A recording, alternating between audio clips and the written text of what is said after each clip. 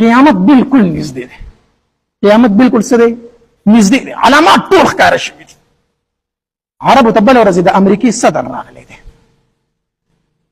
د مسلمانانو قاتل راغلی، عالمي سطح باندې د مسلمانانو قاتل، قصابي د مسلمانانو راغلی دی، د فلسطین د مسلمانانو د بچو قاتل عربو ته راغلی دی. عرب چې د هغې زنانه ډرایوینګ د ګاډي نشو کولی، هغې مخ به نشو ښکاره کولی، د عربو زنانه راغلي دي او د دغه ټرمپ سره په دواړه لاس باندې سلامونه کوي، هغه سره ګفې لګوي. تاسو به ټولو کتلي داسې ده که داسې نه ده؟ د سعودي عرب زنانه راغلي، هغه خلک چې هغه د حرمینو خادمین ځان ته وایي، هغه خلک چې هغه د حج او د عمرې پیسې اخلي، هغه پیسې هغوی ټرمپ له ورکړې مسلمانان ته قتلوه. قیامت نور څه ته وایي؟ قیامت علامات نور څه ته وایي؟ څه وجې نه دا کار وکړو؟ صرف د دې وجې نه چې دوبۍ برج خلیفه جوړ کړی چې زه د هغې نه غټ بلډینګ جوړ کړم، زه د دوبۍ سره مقابله وکړم. داسې ده که داسې نه ده؟ زه د قطر سره مقابله وکړم، بلډینګونو ترې غټ جوړ کړم. نبي علیه السلام په هغه زمانه کې فرمایلي وو، وی د اوښانو سره ونکي، د بیزو سره ونکي، په خپو باندې خپیال دی، په سر باندې سرتور، یوه زمانه را روانه ده چې دوی به د یو بل سره په بلډینګونو کې مقابله کوي. دکه داسې دا نه ده. د عرب په سر سرتور وکنو، په خپو خپیال دی وکنو، د بیزو سره ونکي وکنو، د اوښانو سره ونکي وکنو. داسې وه که داسې نه وه؟ نن ملکونه یو بل سره په بلډینګونو مقابله کوي که نه کوي؟ شاه سلمان وایي زه به د برج خلیفه نه په جده کې غټ بلډینګ جوړوم. مقابله شروع کړې ده که نه ده شروع کړې؟ قیامت نور څه ته وایي؟ د قیامت علامات نور څه ته وایي؟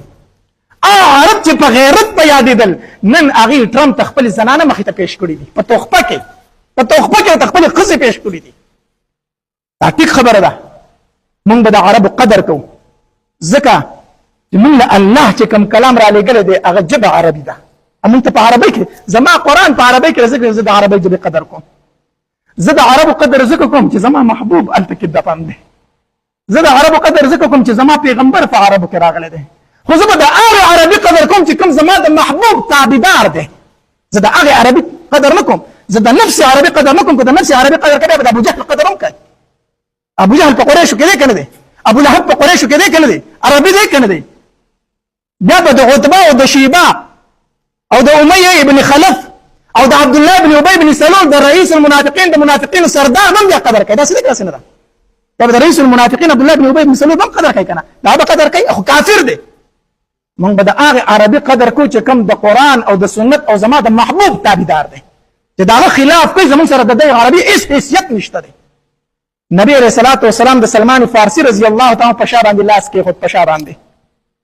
او نبی علیه الصلاة والسلام صحابه کرامو ته وفرمایل، وی ای زما صحابو، کو چېرته تاسو د دین اسلام نه واپس شئ که نه، الله تبارک وتعالی به د دین اسلام دپاره نور خلک پیدا کړي او هغه به ستاسو نه زیات د دین اسلام خدمت کوي، ستاسو نه به زیات پاخه وي په دین اسلام کې.